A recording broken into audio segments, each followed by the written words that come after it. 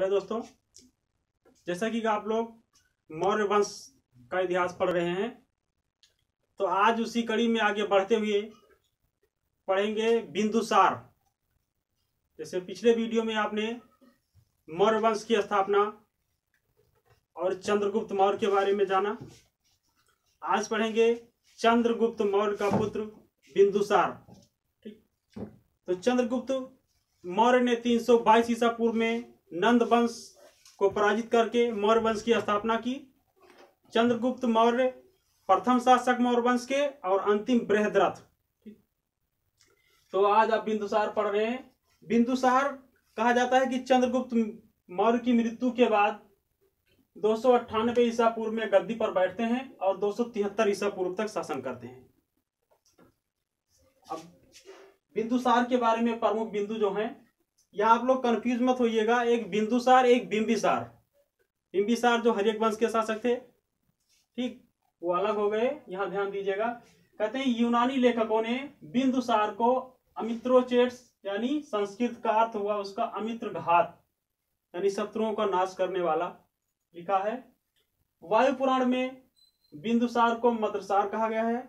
वैसे बिंदुसार से क्वेश्चंस कम आते हैं, लेकिन अगर पॉइंट्स बनेगा तो आप लोग ध्यान रखिएगा कि पुराणों में बिंदुसार को किस नाम से जाना गया है, या मद्रसार नामक पुराण में कौन से शासक को अंकित किया गया है, तो आप लोग बिंदुसार कहेंगे। ठीक, जैन ग्रंथों में बिंदुसार को सिंहसेन नामक नाम से जाना गया है। उसके बाद देखिए, कहते हैं कि बिंदुसार का चंद्रगुप्त मौर्य की तरह, जैसे चंद्रगुप्त मौर्य के दरबार में मेगास्थनीज नामक एक दार्शनिक रहता था, उसी प्रकार विदेशी शासकों से बिंदुसार के भी संबंध अच्छे थे।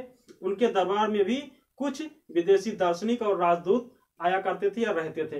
तो स्ट्रेबो कहते हैं अपनी पुस्तक में कि सीरिया के शासक जो है एंटियोकस ने अपना एक राजदूत जिसका नाम डायमेकस था, वह मौर्य साम्राज्य बिंदुसार के दरबार में भेजा था।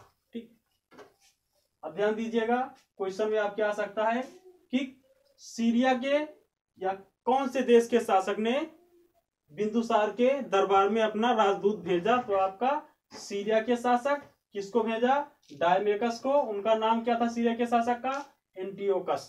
ठीक, उसके बाद प्लिनी के अनुसार, प्लिनी नामक जो दार्शनिक थे, इन्होंने भी अपना एक पुस्तक में वर्णन दिया है, विवरण किया है कि मिस्र के शासक टालमी द्वितीय ने भी अपने एक राजदूत जिनका नाम डायनेसियस था, उनको मौर्य साम्राज्य के बिंदुसार के दरबार में भेजा था। ठीक, कहाँ के? मिस्र के शासक टालमी द्वितीय ने किसको भेजा? डायनेसियस को। ये किसके अनुसार है?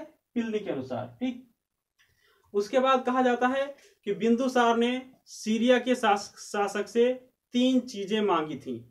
पहला मीठी शराब, दूसरा सूखी अंजीर, और तीसरा एक दार्शनिक, जिसमें कहा जाता है कि सीरिया के शासक ने मीठी शराब, सूखी अंजीर दे दिया था, और दार्शनिक यह कहकर नहीं दिया था कि हमारे यहाँ दार्शनिकों को नहीं दिया जाता।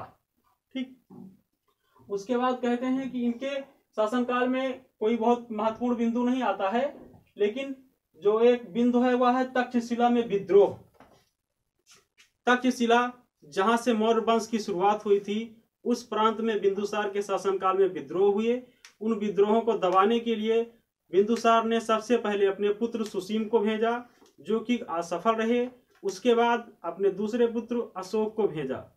अशोक कहते हैं कि इस विद्रोह को दबाने में पूरी तरह से सफल साबित हुए। यहीं से अशोक की प्रतिभा एक शक्तिशाली शासक या एक सक्षम शासक के रूप में उभर कर सामने आती है। ठीक, कहा जाता है कि बिंदुसार जो थे वह आजीवक संप्रदाय के संरक्षण थे।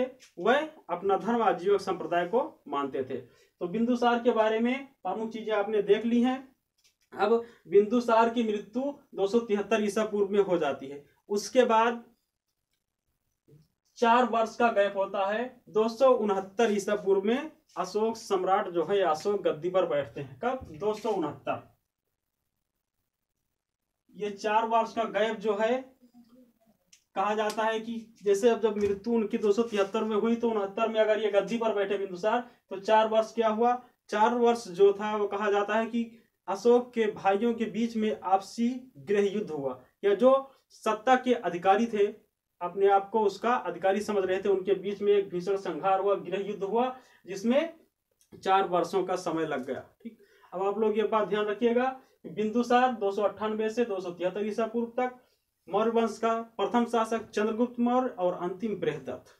आप लोग अगले वीडियो में पढ़ेंगे अशोक सम्राट। अशोक के बारे में ध्यान रखिए कि अशोक 269 ईस्वी गद्दी पर बैठा, ये आप लोग अगले वीडियो में देखेंगे।